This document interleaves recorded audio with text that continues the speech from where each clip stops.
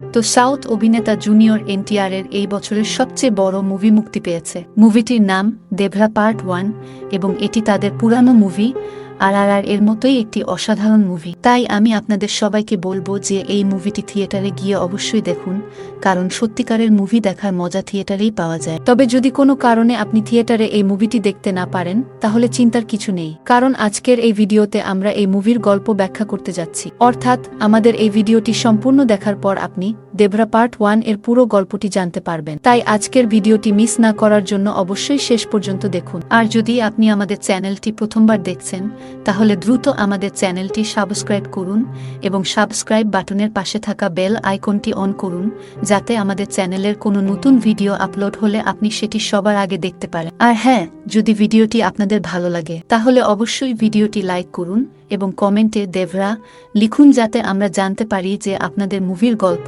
এবং আমাদের ভিডিওটি ভালো লেগেছে। তো চলুন এখনই ভিডিওটি শুরু করি এবং দেভরা পার্ট 1 এর গল্প জানি। দেভরা মুভির শুরু হয় মুম্বাই শহর থেকে, যেখানে আমরা দেখি মুম্বাই শহরের পুলিশ হেডকোয়ার্টারে একটি মিটিং চলছে। এই পুলিশ মিটিংয়ে একজন মন্ত্রী সমস্ত IPS অফিসারদের সাথে মিটিং করছেন এবং এখানে এই মন্ত্রী সমস্ত IPS অফিসারদের জানান যে আমাদের দেশের মধ্যে দুটি খুব বড় সন্ত্রাসী হয়ে উঠেছে এবং তাদের নাম দয়া এবং জ্যোতি। এই দুই সন্ত্রাসী অর্থাৎ দয়া এবং জ্যোতি একে অপরের ভাই। দয়া বাইরে থাকে এবং জ্যোতি ভারতের ভিতরে থেকে পরিচালনা করে। তবে সম্প্রতি তাদের সম্পর্কে এই তথ্য পাওয়া গেছে যে তারা আরব দেশগুলি থেকে প্রচুর অর্থ পেয়েছে। তাই আমাদের দেশের গোয়েন্দা সংস্থা বলছে যে এই দুই সন্ত্রাসী আমাদের দেশে অবৈধভাবে প্রচুর বোমা, মিসাইল, বন্দুক, বুলেট এবং ড্রাগস নিয়ে আসতে চলেছে। যদিও তারা এই সমস্ত জিনিস অবৈধভাবে অনেক দিন ধরে নিয়ে আসছে, তবে এখন আমাদের কাছে খবর এসেছে যে তারা এই সমস্ত অবৈধ জিনিস প্রচুর পরিমাণে নিয়ে আসতে চলেছে। এরপর মন্ত্রী সমস্ত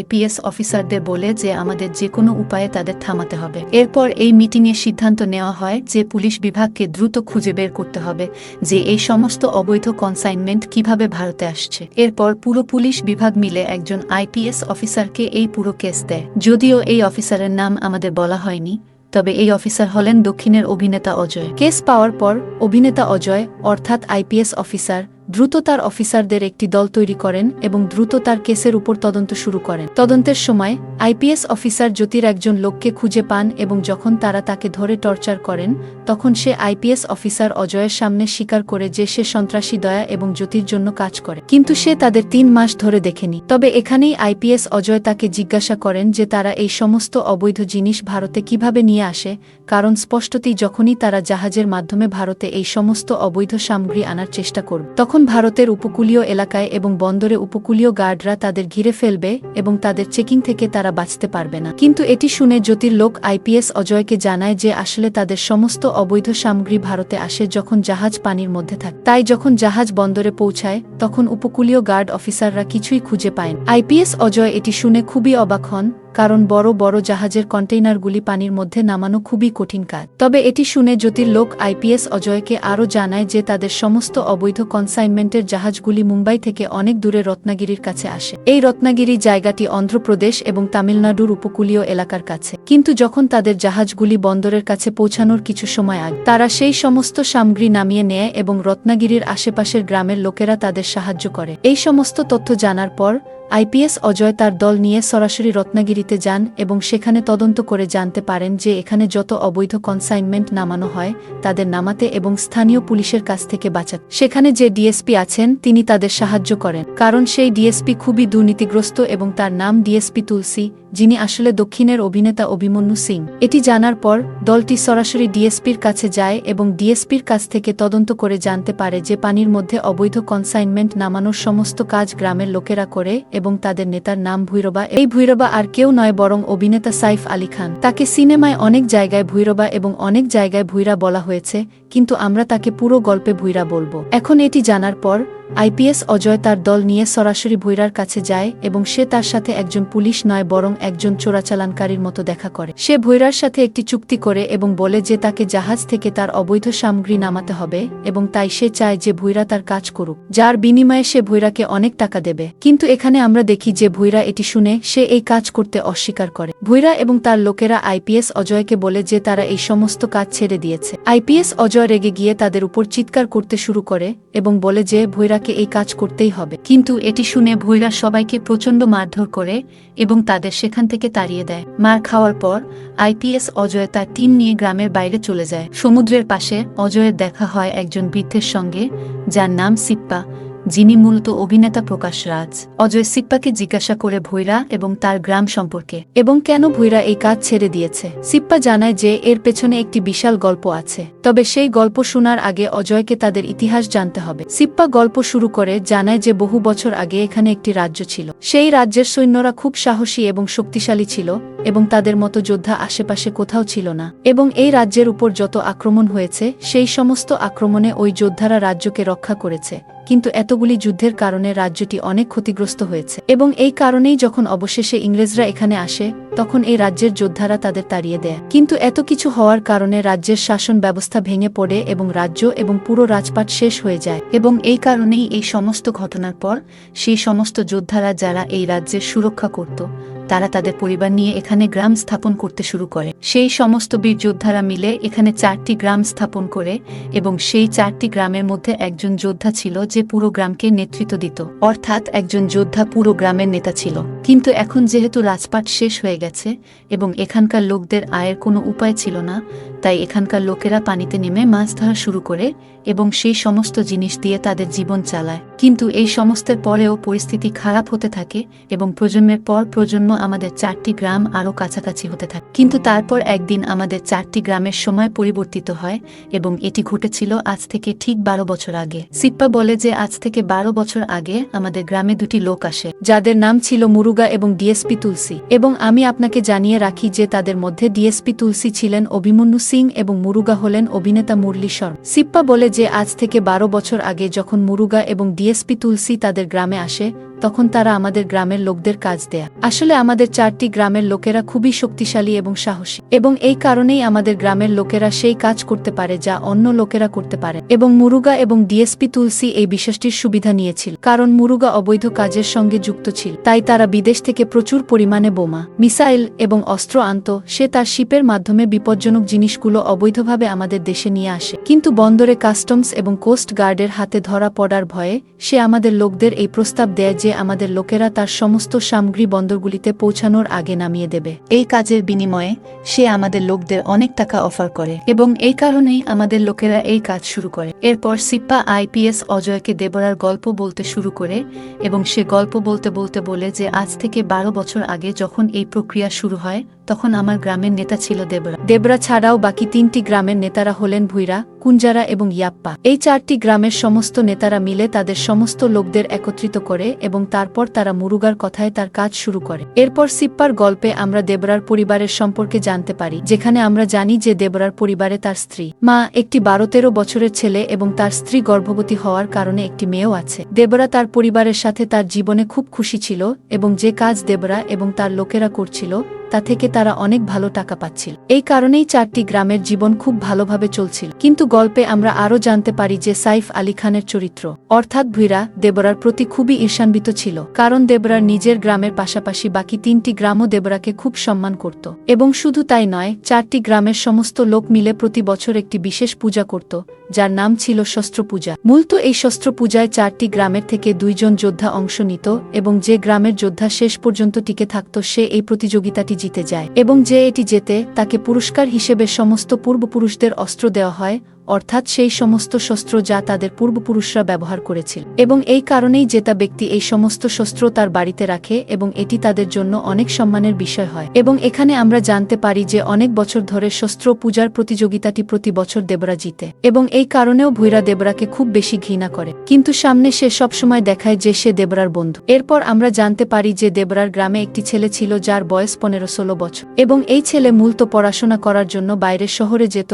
এবং প্রায়শই তার গ্রাম থেকে শহরের মধ্যে বাসে যাতায়াত করত। কিন্তু একদিন হঠাৎ করে যখন সে শহর থেকে পড়াশোনা করে তার গ্রামে ফিরছিল তখন পথে কিছু সন্ত্রাসী তার বাসকে ঘিরে ফেলে এবং তার পুরো বাসটিকে বোমা দিয়ে উড়িয়ে দেয় এবং তারপর বাসের ভিতরে যারা বেঁচে ছিল তাদের সবাইকে গুলি করে মেরে ফেলে এবং তারপর তারা মৃত লোকদের সমস্ত জিনিসপত্র লুট করে। এখন যখন এই ছেলেটির মৃতদেহ দেবরার গ্রামে পৌঁছায় তখন দেবরা এটি দেখে খুব বড় ধাক্কা খায় এবং এটি কারণ যে ছেলেটির মৃত্যু হয় তার বাবা আগেই মারা গিয়েছিল এবং এই কারণে এটি দেবরাকে খুব বেশি দুঃখিত করে। কিন্তু তারপর মুরুগা এবং ডিএসপি তুলসী দেবরা এবং বাকি গ্রামের নেতাদের সাথে দেখা করতে আসে এবং তারা সবাইকে বলে যে আগামীকাল তাদের পরবর্তী মাল নামাতে হবে। কিন্তু এবার এটি শুনে দেবরা মুরুগা এবং ডিএসপি তুলসীকে বলে যে তাদের এই কাজটি কিছুদিনের জন্য বন্ধ করা উচিত, কারণ এই সময়ে কোস্টাল গার্ড অফিসারদের শক্তি অনেক বেশি বেড়ে গেছে এবং এই কারণে ধরা পড়ার ঝুঁকি অনেক বেশি। কিন্তু দেবরা যেমনই এটি বলে আমরা দেখি যে বহরা এবং কুঞ্জারা বলে যে যদি না আসতে চায় তবে সে না আসুক,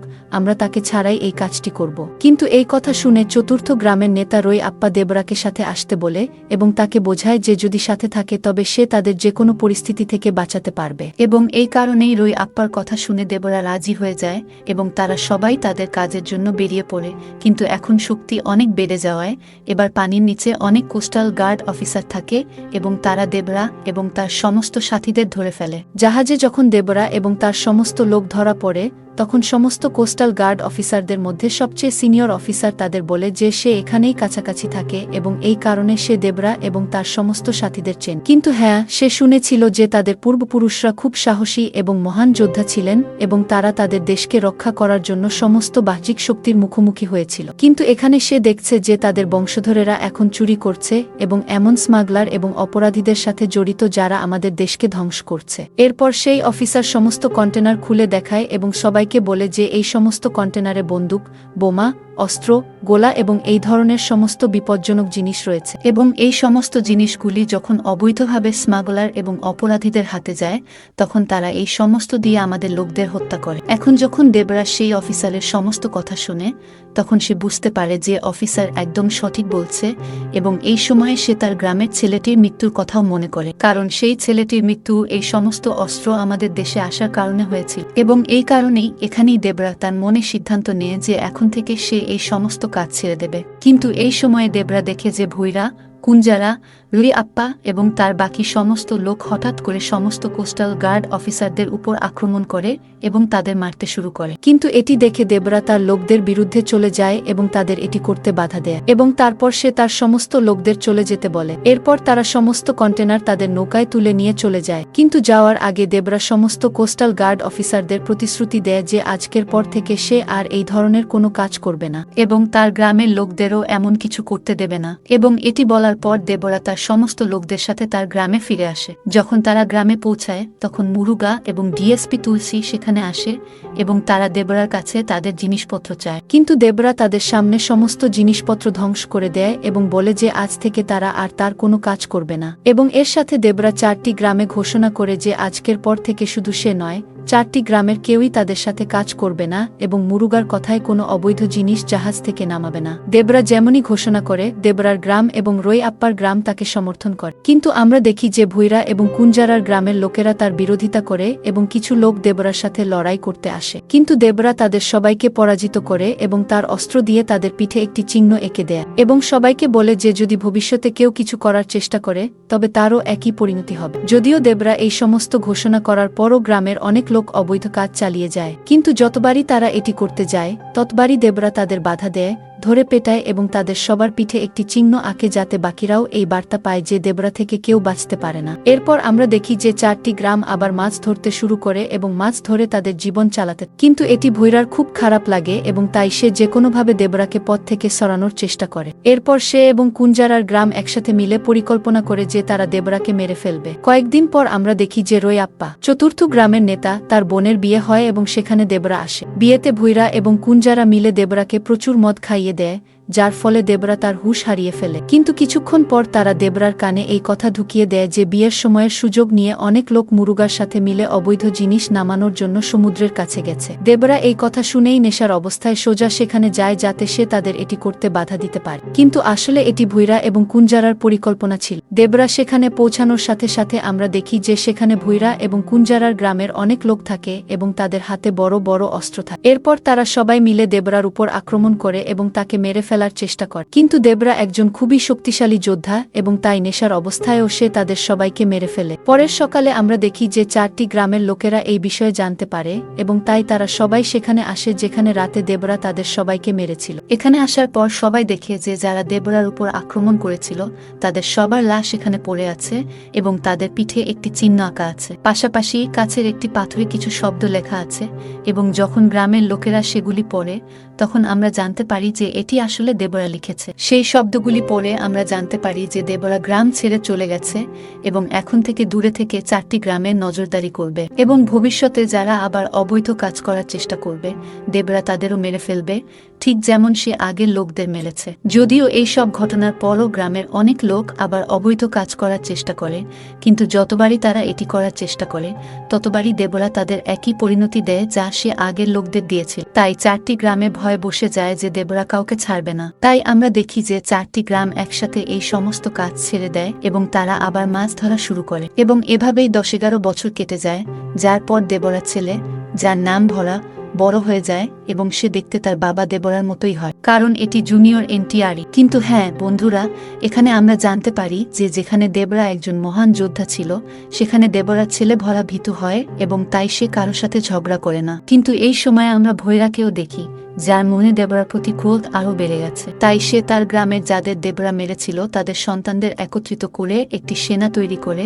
এবং শৈশব থেকে তাদের প্রশিক্ষণ দিয়ে তাদের এমন করে তোলে যেন তারা সবাই হত্যা করার মেশিন হয়ে গেছে। ভৈরা তাদের সবাইকে এমনভাবে প্রস্তুত করে যাতে যখনই সে দেবরার সাথে দেখা করে তখন সে তাদের মাধ্যমে দেবরাকে শেষ করতে পারে। এরপর আমরা দেখি যে গ্রামের সবকিছু ঠিকঠাক চলছে, সবাই তাদের কাজ করছে এবং যখনই কেউ অবৈধ কাজ করার চেষ্টা করে এবং সমুদ্রে আসে তখন দেবরা তাদের সাথে আগের লোকদের মতোই আচরণ করে। কিন্তু তারপর একদিন হঠাৎ আমরা দেখি যে ভৈরার গ্রামের কিছু ছেলে দেবরার মেয়েকে উত্ত্যক্ত করে, অর্থাৎ ভরার বোনকে। কিন্তু হ্যাঁ, যখন ভরা এই সম্পর্কে জানতে পারে তখনই সে সেই ছেলেদের খুব মারধর করে। কিন্তু যখন ভরা তাদের পিটিয়ে চলে যাচ্ছিল তখনই ভৈরা তার গ্রামের ছেলেদের মধ্যে একজনকে হত্যা করে। পরের দিন গ্রামে খবর ছড়িয়ে পড়ে যে ভরা সেই ছেলেদের পিটিয়ে একজনকে মেরে ফেলেছে। এখন যখন ভরা জানতে পারে যে তার মারধরের কারণে কেউ মারা গেছে তখন সে সরাসরি ভৈরার গ্রামে ভৈরার কাছে ক্ষমা চাইতে যায়। কিন্তু ভৈরা তাকে বলে যে সে তাকে তখনই ক্ষমা করবে যখন সে তার জন্য কাজ করবে। এই কথা শুনে ভরা রাজি হয়ে যায় এবং তারপর আমরা জানতে পারি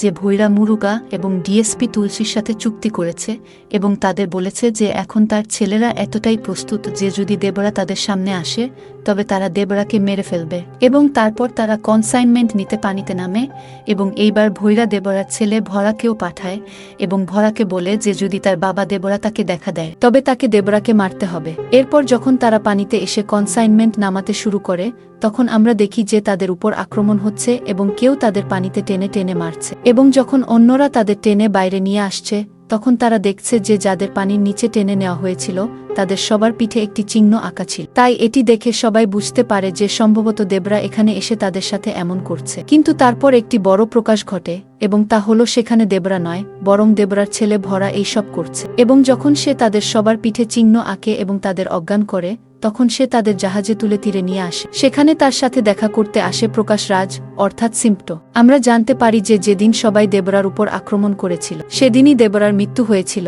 কিন্তু দেবরার ছেলে ভরা এবং সিপ্পা মিলে দেবরাকে মৃত্যুর পরও গল্পে জীবিত রেখেছিল যাতে 4টি গ্রামের মধ্যে যে ভয় ছিল তা বজায় থাকে এবং কেউ ভুল করার আগে 100 বার চিন্তা করে। এবং শুধু তাই নয়, দেবরার মৃত্যুর পর যাদের মনে হয়েছিল দেবরা তাদের মেরেছে আসলে তাদেরও ভরাই মেরেছিল। কিন্তু এই সব জানার পর যখন আমরা জানতে পারি যে দেবরা মারা গেছে এবং সেদিনই মারা গেছে যেদিন তার উপর আক্রমণ হয়েছিল তখন একটি বড় প্রশ্ন ওঠে, কারণ সেদিন দেবরার সাথে যারা লড়াই করতে এসেছিল দেবরা তাদের সবাইকে মেরে ফেলেছিল। তাহলে দেবরার মৃত্যুর পরও তাকে কে মেরেছিল? শেষ পর্যন্ত আমরা এর উত্তর পাই এবং জানতে পারি যে সেদিন দেবরার সাথে দেখা করতে এসেছিল তার ছেলে ভরা এবং দেবরার ছেলে ভরা তাকে ছুরি মেরে হত্যা করেছিল। অর্থাৎ দেবরার হত্যাকারী আর কেউ নয়, তার নিজের ছেলে ভরা, যিনি মাত্র 13-14 বছর বয়সে তার বাবা দেবরাকে মেরে ফেলেছিল। কিন্তু বন্ধুরা, যেই মুহূর্তে আমরা এই প্রশ্নের উত্তর পাই তখনই এই মুভি শেষ হয়ে যায় এবং আমাদের সামনে এই প্রশ্ন রেখে যায় যে শেষ পর্যন্ত দেবরার ছেলে ভরা কেন দেবরাকে হত্যা করেছিল। তবে হ্যাঁ, এই প্রশ্নের উত্তর আমরা দেবরা পার্ট 2-তে পাবো। এটি ঠিক বাহুবলীর মতো হয়েছে, কারণ বাহুবলী 1 দেখার পর সবার মনেও এই প্রশ্ন ছিল যে শেষ পর্যন্ত কাটাপ্পা কেন বাহুবলীকে হত্যা করেছে, এবং এখন ঠিক তেমনি দেবরা মুভি দেখার পরও সবার মনে এই প্রশ্ন থাকবে যে শেষ পর্যন্ত দেবরার ছেলে ভরা কেন দেবরাকে হত্যা করেছিল। তবে বন্ধুরা, আপনার মতে এর উত্তর কি হতে পারে? আপনার মতে ভরা কেন দেবরাকে হত্যা করেছিল? যদি আপনি এর উত্তর অনুমান করতে পারেন তাহলে অবশ্যই আমাদের মন্তব্যে জানান। বাকি এই ভিডিওটি এখানে পর্যন্ত সম্পূর্ণ দেখার জন্য আপনাদের সবাইকে অনেক ধন্যবাদ। যদি আপনাদের ভিডিওটি পছন্দ হয় তাহলে ভিডিওটি লাইক করুন, মন্তব্যে দেবরা লিখুন এবং ভিডিওটি যতটা সম্ভব শেয়ার করুন। বাকি আমি আপনাদের সাথে আবার দেখা করব এমন কোনো অসাধারণ ভিডিওতে। ততক্ষণ পর্যন্ত বিদায়।